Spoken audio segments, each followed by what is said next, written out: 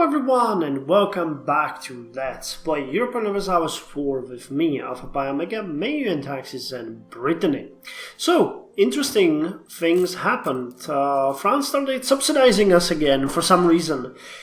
So I'm burning the money on reinforcing my army, which already finished, and now we're just drilling, which is actually kind of cheap. I'd like to keep my army professionalism above 10, and also we could use a bit of army drill because it has dropped to almost 0, so that's going on. We also have our first loan to repay, so I'm going to repay it and let the game continue. Now I'm really afraid that another general war might break. It would happen in a couple of months. I'll do my best to not let that happen. Also, the game crashed, so I had to reload before I actually went and lowered the inflation. I forgot about it, and then we got the subsidies, so I decided not to do it. Not before we get the free tenancy anyway. Naval ideas, the cadets are still far away, so that's a thing. No ships or anything of interest here, but I got different news. Look at that! The Chalcedonian religion, the very first uprising that happened in Bohemia at the very onset of the Reformation, actually happened in Austria, and they won. So Austria, the Duchy of Austria, is now actually a Chalcedonian nation, and they're probably trying to convert other places. I'm not entirely sure. Can't see it, but it is spreading. I thought it was only 2 provinces, and now I can see that it's 3. So my guess would be they're trying to do their missionary work. Also, there are other places here. Oh wait, that's part of Austria, is it? Ah, okay, I did not know that they own these provinces. Okay, that makes sense. I thought that there was a different place for that. But no, it's just Austria. So that is something I haven't really seen in the game before. Usually this religion is defeated and gives morale, armies, legitimacy, and technology cost is lower.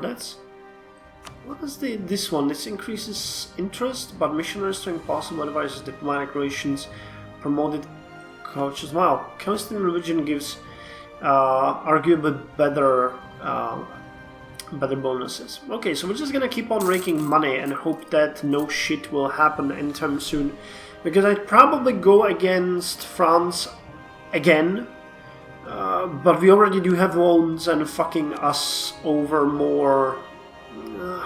I wish that did not happen. Well, I don't think a war with Burgundy is happening anytime soon, because France has attacked Naples in French conquest of Naples. I think they might actually win this one, because there's just them with all of their vassals and Castile against Naples. So I'd bet on France in this one. Austria has been placed under interdict, really? Okay, let's cut off relations with them, but that actually makes sense. They're a Chalcedonian nation, so thinking about it, it makes absolute perfect sense. We are raking money both hands from what France is throwing at us. We are actually making money even without them at full maintenance, so that is good. Fuck. Again, unhappiness among the peasantry. Why? I just saved money. I just wanted to say how well we're doing with the money. Fuck it. Okay, well, that was my rage speaking. And actually, it looks like we didn't lose anything in this one. Okay, anyway, our king is, still making money. He's gonna spend it on repaying the loans. And he's gonna say fuck the peasantry because he doesn't really care about them that much as far as his administrative skill goes. Now I really should have spent the money, but even a hopeless spender spends only enough. Enough is enough. Anyway, what I was trying to say is that for some time now we have had a modifier of the largest regional city on our capital, which is good.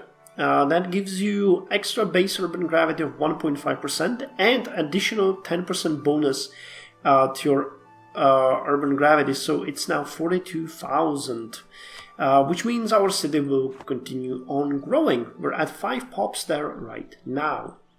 It appears that Duke Charles II is now skeptical. Okay, well, that's gonna probably hurt my relations with the church. That is something that I can really well roleplay. Anyway, we're just gonna continue preparing our armies. Our army professionalism is now increasing towards 11, and that makes me happy. I was actually considering that we might want to build roads in our port of La Rochelle, because it's gonna be super cheap. When you look at that, it's only 204 gold. We could contribute up to 50% of our manpower to the project. 25% could be covered by the rural population, and we could just cover that. It would be like 50 gold. Baspo 2 would be more expensive though. Yeah, 277. We don't have enough manpower. Yeah, we would have to cover 140 out of that project.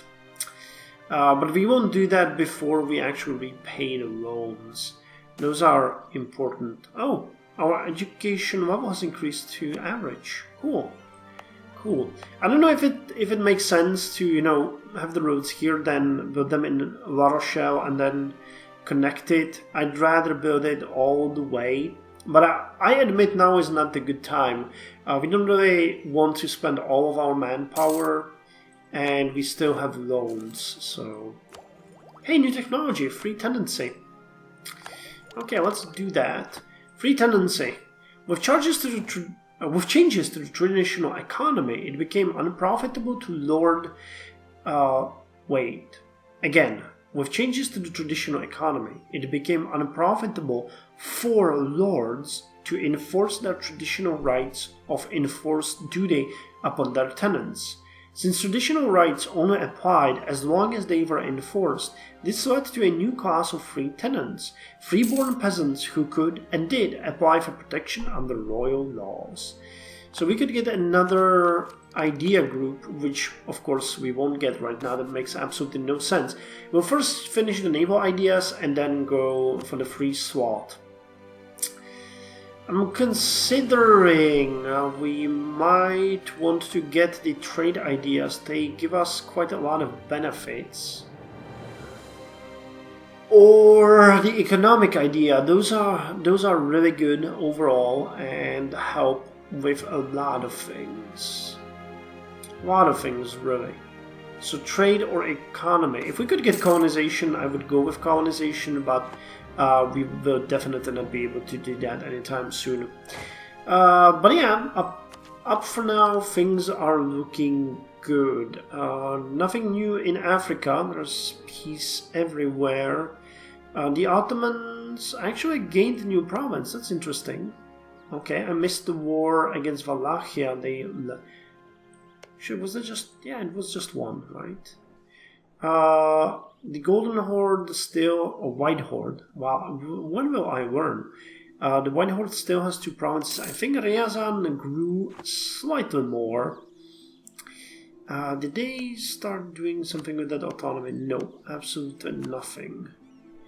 And there's a nation of Tehran, which I haven't checked before. It's a sultanate.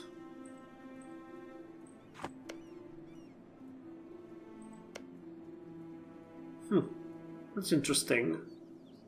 There's a capital here, which is really massive. City Hall, Road Network, Corporation Guild, Merchant Guild. And they span... I think they grew. They weren't this big before. It's interesting to see. Okay, so next goal, repaying the other loan in the 1427. And up until then, saving the money. We're also, for some reason, now above naval force limit, which didn't happen. I don't know what did that. From 8 provinces, I think we dropped somehow, no idea. But we really need to start thinking about those ports. That's an absolute must-have. And having a shipwright in Brogenev would be great. But where the hell are we supposed to get that amount of money? Well, again, we're making money now even without the subsidies. With them, it's even better. So I'm trying to save some. Churches won't be built, so port is a likely choice. But we'll see. National Epic. Our subjects have taken to telling tales and legends about Jean I de Chatillon-Blois. The legend says that in Britain's darkest hour he will return to our nation and deliver it from evil. Regardless of the truth in that statement, we could still use this in our propaganda. So we gain 30 prestige, lose 10 administrative power and lose 21 gold. Or no, our people should focus on the here and now, we just lose prestige. As we're a hopeless spender, I'm gonna sacrifice everything for the prestige. And I'm actually considering whether or not we could now offer... Yeah, we could honor the noble house, get a bit of prestige and a loyalty. So let's do that. Burning through that prestige. Well, it's still better than it just, shambling down on its own. One thing that I wanted to show you is that there are little pockets of heresy religions popping up. So you can see it here. There's a Remova religion, which, if I'm not mistaken, is... It is a heresy of, Orthodox religion. There's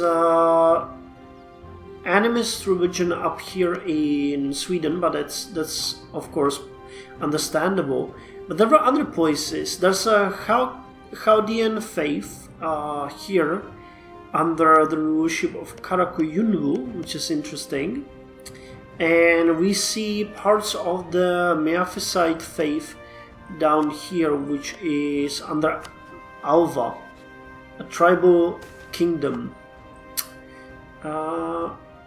Austria converted to Christianity. Damn! Well, there goes our Celestine heresy. Too bad. It would be fun to see them spread around, and get some more effect. There's something. This is Shia, right? Yeah, it's Shiite. This is dualist. I don't know this one. From its earliest days, Christianity has been split by disagreements over basic theology, especially over which books belonged in the Bible. Gnostic Christians believed they were privy to secret knowledge about Christ, which helped them understand his teachings better. Many believed that God had created the spiritual world while the devil was in charge of the physical. For this and other beliefs, they were persecuted by their fellow Christians, but time and time again, a Gnostic heresy would re-emerge again. The most recent were Bogomils of the Balkans and the Cathars of France and Italy. Holy War in Austria. Oh, okay, so they converted back, but the Celestines have raised yet again. So maybe there is still hope for the Celestine faith. Who knows? The time has come to take the naval cadets. By promoting the Navy as the career choice over the nobility's second and third sons, we can create a professional corps of naval officers to oversee our gunnery crews. So, plus 10% naval sailors modifier, which just jumped in, and plus 20% naval modifier. So we can get 2 extra ships. Let's get those immediately. We're gonna build 2 lateen-sailed caravels and send them out to sea. I'm still not sure what we're going to do, whether we're gonna build a port in our capital first or whether we're gonna go withdraw Gernev and build the fishing port and shipwright there. Both options seem really good, but actually the second one, I always think that would be the better choice, but then I just revert to doing this. Because building the shipwright here would mean that we can get five extra ships, and that's without the 20% bonus, so 6 extra light ships that would greatly boost our trade, and that would be something worth considering. I can tell you that already. So it's hard decision. Hard decision. How far are we from... Wait. From the heavy ship? Level 18, the Carrack. Yeah, and was getting the paved road soon, so the merchant quarter.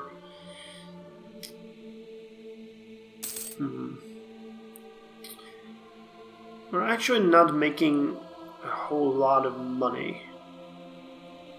Should be making more and investing more, but it's super hard. Without the subsidies, well, we would be getting free gold at this point. That's not that bad. Fort maintenance is barely screwing with us. We're gonna get rid of that last loan in a year, and then we can decide what to do. I'm gonna save the money though, because in case of another war with France, it would be necessary to be able to face them. They won the war with Naples and stole all of this territory, which will make them, honestly, quite powerful. I don't think they have them cored. Yeah, they don't, but still, some of these provinces are fairly valuable, especially Proenza and Nisa. Wait, no, Nisa. So this is Marseille. Where the hell is Nice then? So here. Was it really that small? Or did they just completely rape it out of existence? No, it was really that small in this town. That's interesting. Well, Marseille still had quite a lot of people even then. And has a great port and a delta estuary, so that is a really valuable, future valuable province. Well, I'm happy that we have the largest regional city though, because that one boosts us and we have to make sure that we keep it. There's a lot of wealth here too, so it's good to know it's gonna be there. And I think I mentioned that before, but La Rochelle built something. I think it was the cathedral, so they are also eligible for a boost. Damn, I wish we had way more manpower. I could just, tell them to build the roads and have it there, but yeah.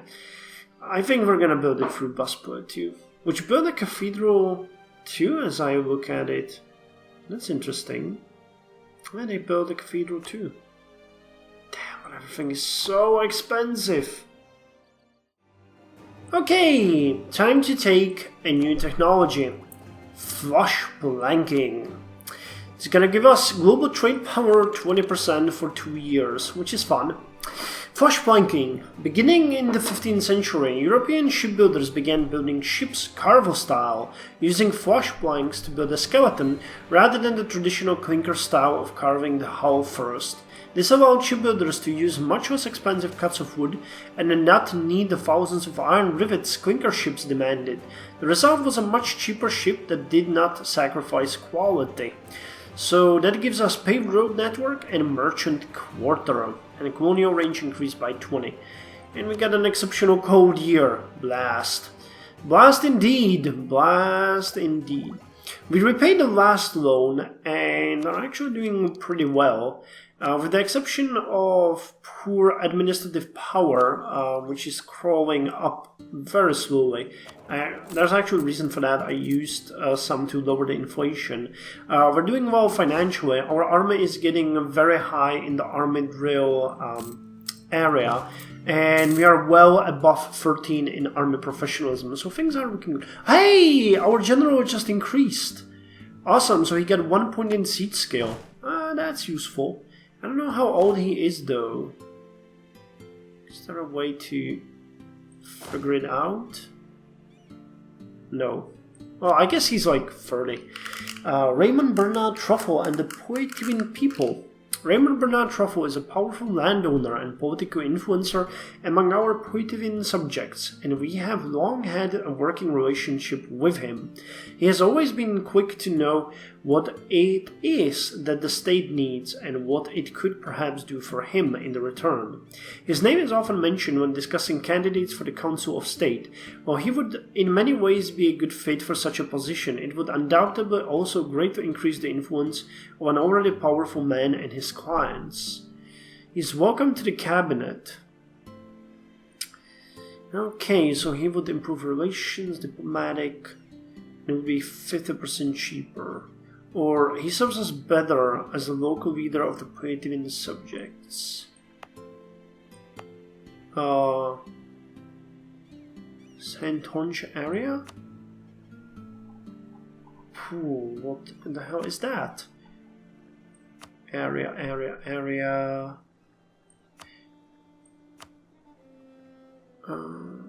Great.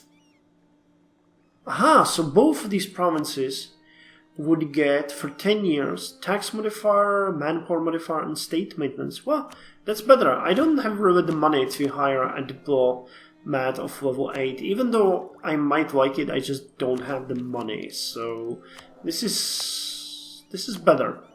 So sitting at 320 gold, all of it is ours. And again, as I said, even without the subsidies, we are above 2 gold per month, and that is good. If I just stopped drilling, we would have 3 to 4, so things are good. Hey, and we finished the ships.